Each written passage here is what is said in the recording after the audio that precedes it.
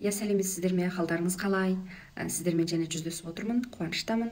Енді бүгін де сіздерге бір сәл ұзақтау уақиғаны баяндап, содан сіздерге бір тәрбиелік ролы болатын шығар деп ойлаймын.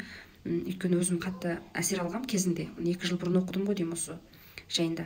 Бұл енді бір сол өз бала тәрбиесімен көп жылдар бойы шұғылданған бір әйел кісінің өз қызы турасында жазғаны.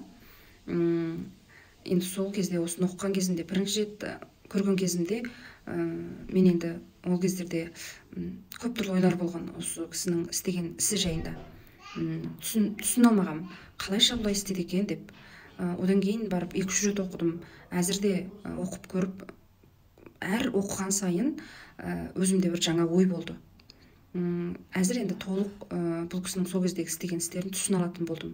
Енді сіздерде бірінші рет естіген кездеріңізде мүмкін түсіне алмайтын шығарсыздар. Бұл қалай деп. Бірақ ақырын ішкерлей түсінсеңіз, дұрыс екен ғой деп ойлайтын боласыз. Мен де артынан бір ашып сіздерге түсіндіріп беремін, осы уақиғаны айтып болғаннан кейін. Бұл енді бір бала тәрбиесімен көп жылдар бойы шұғылданып келе жатқан бір әйел кісі, мұғалім ғой енді. Сол кісінің жазған екен, бір уақиға екен, өз қызы турасында жазыпты. Қызы 9-шы классқа кірген кез екен. Сонымен әкесі де, мамасы да екеуі де қарбалас басқа қалаларда жұмыс істейді екен. Сол бір күні мамасы жұмыста жүрсе, бір телефон келеді екен мектебінен. Мұғалімі телефон соқты. Алса, балаң мектептің дүзіміне қайшы келді, сонымен біз оны жазаламақшымыз депті. Сонымен мамасы тұра тұрыңдар, мен барайын, содан кейін көрек деп абырыш кетіпті. Енді не болып қалды, енді балама ауыр бірдеңе айтпай тұрыңдар, мен барайын деп. Дереу сол күні кешкі самолетпен жетіпті. Келіп сонымен мектебіне асығыс келсе, мұғалім айтыпты, болды, жұмыс бітті деп. Сонымен ол қалай бітті деп таңғалыпты мамасы. Қалай бітті десе, қызың өзі былай істеймін деп бекінді депті. Сонда әсілі мектептің жазасы, баласы мектепке телефон әкелгендік үшін 1 ай үйіне қайтуы керек екен, 1 ай мектепке келмеу керек екен. Ол мектеп жатақты мектеп екен, жатаққа жатып оқитын мектеп екен. Енді сол 1 ай келмейсің депті. Сонымен бұл бала,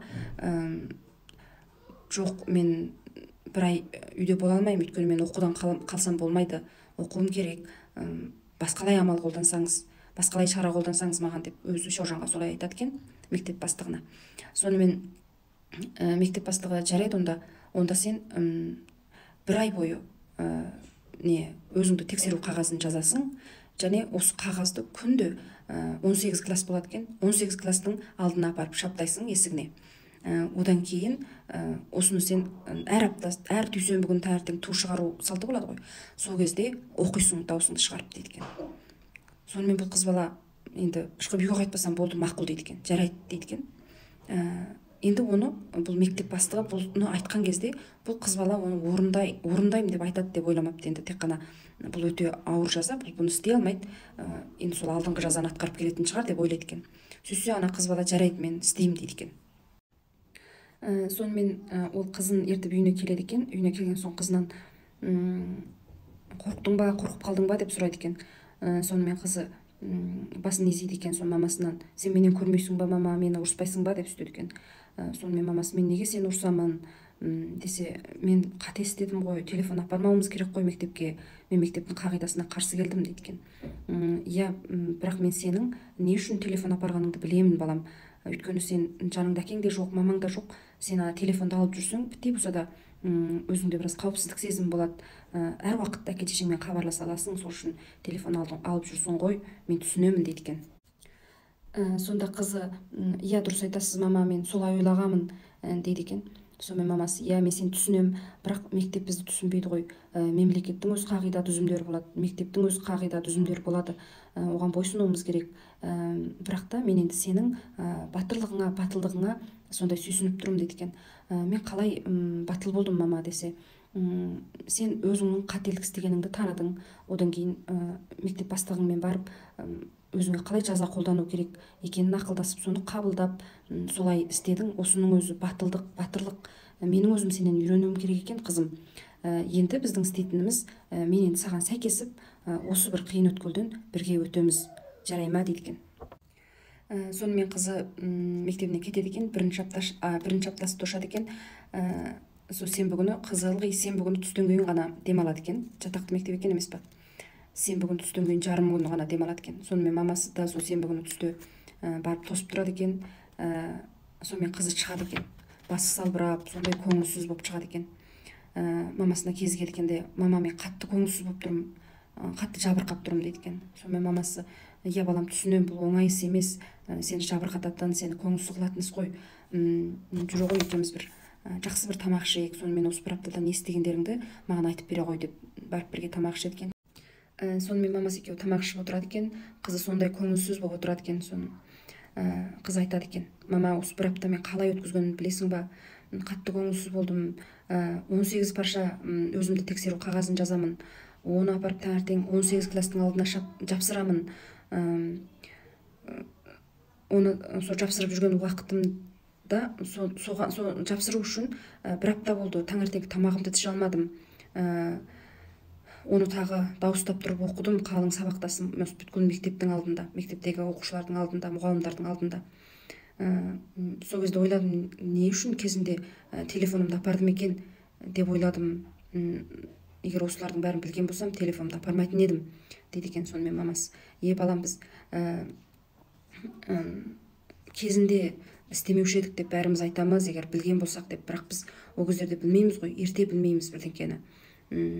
Ерте білуге келмейді, тек қана арт жақтағы іске қайтуға келмейді, тек алдыға қарай жүруге ғана келеді. Сол үшін және де алдыға қарай жүріп көрейік, алдыда сені және де қандай сынақтар тосып тұр екен, біз көрейік деп сөйтеді екен. Жарайды деп екінші аптасына келеді екен. Екінші аптасын бір аптаны әрең тоштырдым дейді, мамасы айтады. Тоштырып сенбі күні бардым, көңілім қобалжып тосып отырдым дейді. Сонымен қызы машинеге шығады екен де жылайды екен. Терезеден ары қарап жылап сөйтеді екен. Сол мамасы, мен құшақтап қояйын ба сені дейді екен. Қызы үндемей қояды екен, басын шайқап отырады екен, жылап терезеден ары қарап. Сол кезде мамасы айтады, мен де жылап отырмын дейді, бірақ мен жылағанымды көрсетпедім қызыма дейді. Жүрегім де жылап жатыр, өзім де жылап отырмын. Енді біраз уақыт берейін деп үндемедім дейді, үндемей отырдым дейді. Енді сол кездерде ойлап отырдым дейді. Жүрегім қатты ауырып тұр дейді. Оның осы күндерінің өте оңай өтіп жатпағанын біліп тұрмын дейді. Бірақ енді мен және ойладым дейді. Бұл өмірлер, осы күндер менің қызымның бір өміріндегі ең қымбатты күндер болып қалады. Әйтеу ол осы күндерден өтіп келетін болса, онда ол осыдан бір үлкен жетістік алады. Ол және де біраз үлкейеді, күш алады осы істерден, өзіне бағытын біле алатын болады. Басқа балалар секілді тұманның ішінде өтіп жүрмейтін болады. Біраз үлкен боранды көрген бала ол сөзсіз шынығады деп ойладым дейді. Және осы сөздерден ол ненің қағида, ненің түзім екенін түсінеді, нелерге қарсы тұруға келмейтінін білетін болады деп сөйтіп ойладым дейді. Сөйтіп мен де жылап отырдым, баламның көз жасын сүрткенін арт жағынан көріп отырдым. Ақырын арқасын сипадым дейді. Ақырын арқасын сипап, мамаң түсінеді, сен әзір қатты көңілсіз болып тұрсың балам, жүрегіңнің ауырып тұрғанын да білемін, саған не қажет, не керек, мамаң айта қойшы дедім дейді. Мамаң менің сөйлескім келе ма, мамаң сенің тыңдаушың болуға әбден разы. Енді егер сөйлескім келмесе, ештеңе айтқың келмей тұрса, сенің жаныңда отырып беруге де разы деп, сонымен екеуі сол машинаның ішінде біраз уақыт, тып-тыныш біраз уақыт өткізеді екен. Сонымен үйіне жетейін деген кезде қызы дауыстап тұрып жылап мамасын құшақтайды екен. Мамасы да арқасын сипап қызының сөйтеді екен. Сол қыз айтады екен, мама, неге мұндай қиыншылықтардың бәрі менің басыма келіп жатыр, неге мен осындай қиыншылықтарды бастан өткізуім керек деп жылайды екен. Сонымен мамасы айтады екен, өйткені осындай қиыншылықтар сенің басыңа түсейін деп тұр. Мысалы, аспандағы үлкен кісі сені талдап тұр деген секілді. Солай болып тұр балам. Мамаңды да кезінде көп қиыншылықтар түскен мамаң басына. Сол кездерде мамаңды талдаған. Бірақ мен де сол қиыншылықтарды өткізіп келдім. Содан кейін мен сол қиыншылықтар басымнан өткен соң, мен көп адамдар түсіне алатын болдым. көп елдердің көңіл күйін түсіне алатын болдым, елдерге көмектесе алатын болдым дейді екен. Ол қиыншылықтардың келу келмеуін біз белгілей алмаймыз, бірақ келгеннен кейін біз одан ол өткелден өтуіміз керек, амал жоқ тосуымыз керек дейді екен. Мүмкін біз ол өткелдерден өте алмаймыз. Егер өткелдерден өте алмасақ, онда біз мүмкін қоғамға жарамды адам болмаймыз. Ал енді өтсек, біз мүмкін елдерге көп көмегіміз тиеді. Кейін осыдан бір тәжірибе қабылдаймыз, қоғамға бір жарамды адам боламыз деп сөйтеді екен. Сонымен қызы, жарайды мама, болды, мен және де шыдап көрейін, мен сөзсіз жақсы істей аламын, сенем өзіме. Сіз де маған сеніңіз, мен тіпті де батыр, тіпті де батыл болуға тырысамын, бірге құлшынайық мама деп бұл жолы қызы өзі солай дейді екен. Сонымен 3-ші аптасына келеді екен.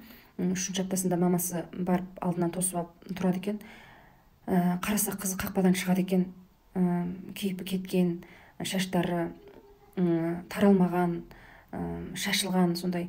Әсілі өзі айтады, қызым сондай өзінің бет бейнесіне көңіл бөлетін, шаштарын әдемі қылып тарап, солай жүретін, өзі бір әп-әдемі қыз болатын дейді. Сонымен оның түріне қарап шошып кеттім дейді. Машинадан дереу түсіп барып құшақтадым дейді. Қызым мені көре салды да жылап жіберді дейді. Мен де жылап жібердім дейді. Бір-бірімізді құшақтап, сонымен қызым айтты дейді, мама, мен енді жасағым келмейді бұл өмірде. Мен бетім қатты түсіп кетті. Мен бұл өмірде бүйтіп жүруімнің қажеті жоқ деп сөйтіп кетті дейді. Сонымен қызым, болды, жылама, мамаң сені түсінеді, жүре ғой деп оны сүйеп отырып машинеге әкелдім. Жүретін халы де қалмай қалды дейді. Сол машинеге кіргізіп жылап отырды дейді. Жылап отырып, мама, мен оқымаймын енді деді дейді. Сол мамасы айтыпты, болды балам, мамаң бар, қорықпа, мамаң сені қорғайды, мамаң сені қолдайды деп солай айтты. Мамаң сені қорғайды, айта қойшы, қандай көмек қажет, қалай көмектесейін саған дейді екен. Сонымен қыз айтады екен, мама, мен бұл мектепте оқығым келмейді, мен басқа мектепке жөткелсем дейді екен. Мамасы, жарайды балам, оқығың келмесе, онда жөткелейік, мен басқалай мектеп табайын, қайсы мектепке жөткелгің келеді деп сөйтеді екен. Соң қызы, қайсы мектеп болса да мейлі, әйтеуір осы мектеп болмаса болды, мен бұл мектепте оқығым келмей кетті, мен бетім әбден түсіп кетті дейді екен. Мен осы мектепте осы қателігім үшін осынша көп істерді істеп жатырмын. Таңертең өстіп оқыған кезімде, ту шығарған кезде балалардың бәрі күлді, бәрі мені мазақтады. Мен енді өзімнің қателігім үшін осындай істерді істеп жатсам, өз жауапкершілігімді арқалап жатсам, олар неге маған күледі дейді екен. Сонда мамасы айтады екен, балам, олардың күлуі дұрыс емес. Күлгендер олардың өздерінің сана сәуияларының төмендігі, ақылдарының төмендігі.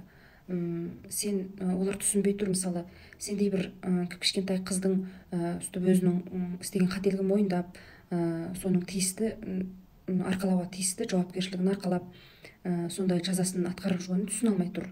Бірақ олар әзір түсінбегенмен кейін ташуи оқып, университет оқып, не қылған соң сөзсіз бүгінгі саған күлген әрекеттеріне ұялатын болады, өкінетін болады дейді екен.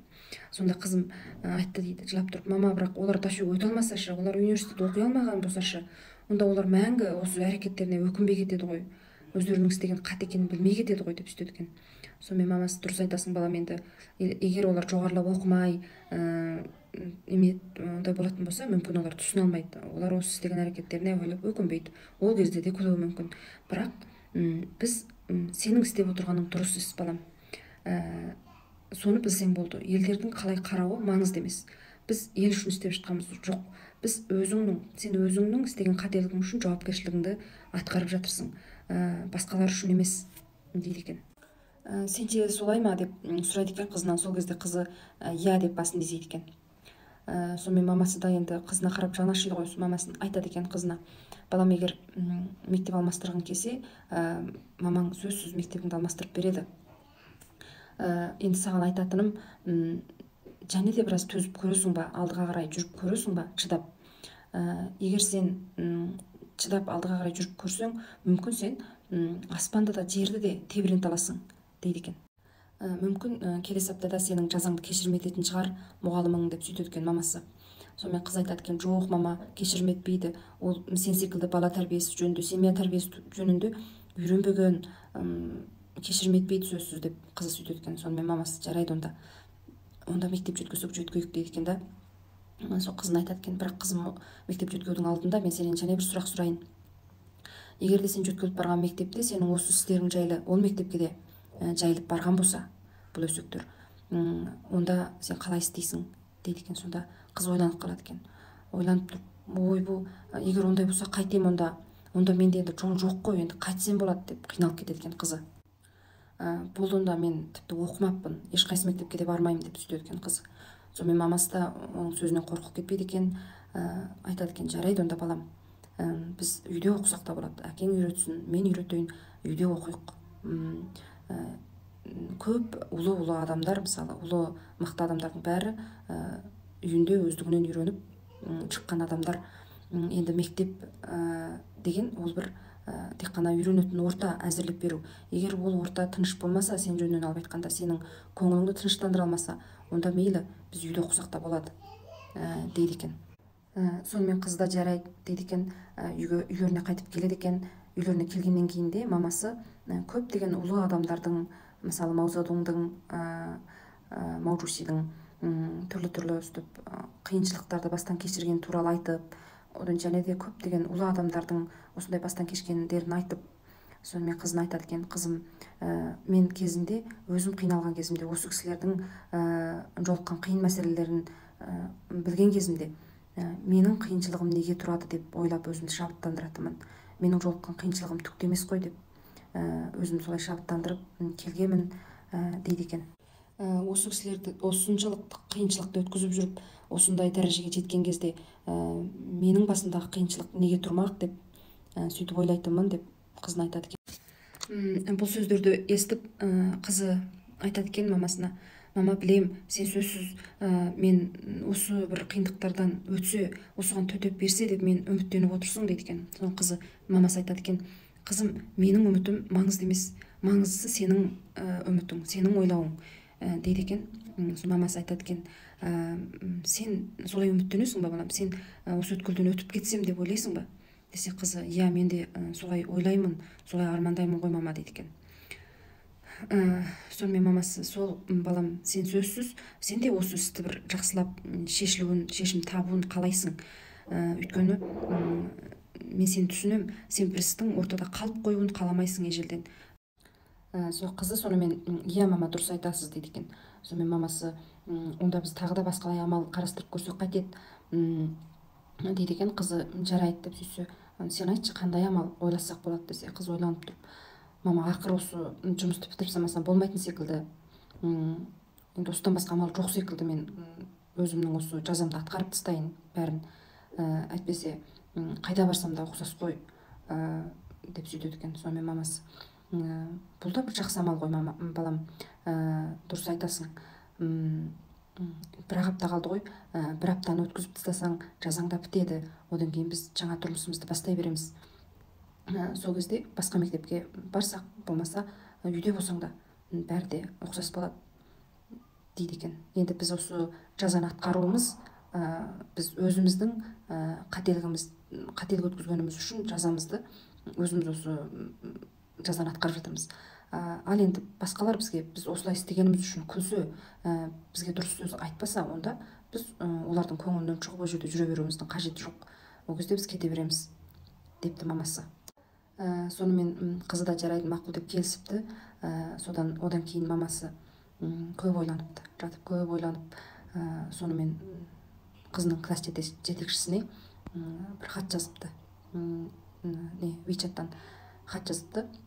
Үстіп, сіздер менің қызымды олай жазалап жатсыздар деген секілді сөздер айтпапты, оларды жазғырмапты, тек қана сіздерге рахмет, үстіп мектептің осындай қатаң түзіміне рахмет айтамын, қызым осы істерден кейін өте үлкен бір сабақ алды деп ойлаймын. Одан кейін қызының осы 3 аптадан бергі әрбір аптадағы бейнесін бәрін жазып мұғаліміне жолдапты. Сонымен мұғалімі да бір ауыз сөз қайтарыпты. Сізге рахмет, үстіп мектеп мектепке сенгеніңізге, мектептің осындай түзіміне қолдаушылық көрсеткеніңізге рахмет.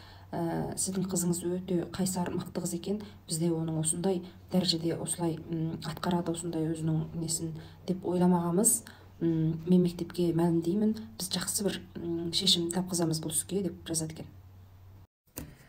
Сонымен 4-ші аптасы келеді екен. Мамасы үйде бір апта абыржып тосады екен. Сол сенбі күні келгенде барып қызының алдына шығып алғалы барады екен. Сонымен тұрса, қызы сол күні мектептің қақпасынан жүгіріп шығады екен. Секіріп, жүзі нұрға толып, қуанып, солай мамасы да қуанып кетеді екен. Көзінен қуаныш жасы шығып кетеді екен. Барып қызын құшақтап сөйтеді екен. Қызы қуанып, мама, мен расында да аспан мен жерді тебіренттім. Енді түсіндім, мама, адам табандылықпен ісін жалғастырып істегенде ғана аспан мен жерді қуанта алады екен, батыл болғанда ғана деп солай дейді екен. Мамасы да қуанып еді. Мамасы ойлайды екен, қызым осы бір аптада, енді алдыңғы неше аптадағы тәжірибесімен осы аптадағы жұмысын сәтті бітірген секілді, оған қиын түспеген секілді деп. Бірақ сүйсе, әсілі сол дүйсенбі күні ту шығарған кезде осы мектеп бастығы мен мұғалімі бүткіл мектептің алдында ана қыз баланы мақтап, оның жазасының кешірім етілгенін айтып,